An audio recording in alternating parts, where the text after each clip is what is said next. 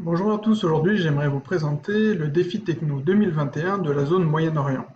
Alors cette année, le défi s'intitule Les sciences rencontrent les arts.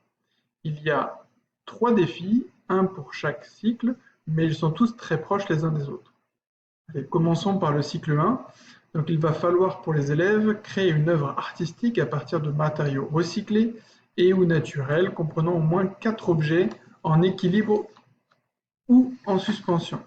Alors à retenir pour l'intitulé de ce cycle 1, c'est travailler sur une œuvre artistique, mais également scientifique, à partir de matériaux recyclés. Alors dans les matériaux recyclés, on a tout ce qui va être les métaux, les cartons, les plastiques. Dans les matériaux naturels, on a le bois, la laine, la pierre.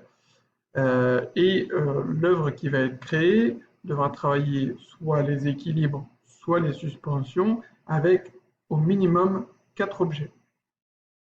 Voilà pour le cycle 1. Alors on peut évidemment s'inspirer d'œuvres artistiques qui existent déjà, comme les œuvres d'Alexandre Calder, sur tout ce qui est suspension. Pour le cycle 2, on a exactement le même défi que pour le cycle 1, à une différence près, c'est qu'au lieu de 4 objets minimum, nous passons à 6 objets minimum. Enfin, pour le cycle 3, on va garder l'idée d'une œuvre artistique et scientifique et technologique, à partir toujours de matériaux recyclés et ou naturels, mais comprenant des objets en équilibre et en suspension. Donc là, on va avoir ces deux contraintes-là, de l'équilibre et de la suspension. Je propose sur cette affiche plusieurs exemples d'œuvres qui ont été réalisées soit par des artistes, soit par des enfants. Donc on voit quelques équilibres ici, et puis après on va découvrir quelques suspensions. Pour vous inscrire, il s'agit pour chaque classe de remplir le formulaire d'inscription au défi techno et d'y mentionner le défi qui correspond à votre cycle.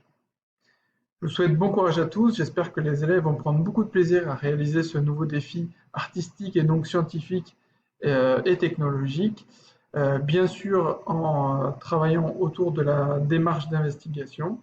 N'hésitez pas, si vous avez des questions, à me les poser à l'adresse suivante, conseiller.pédagogique@louismassignon.com.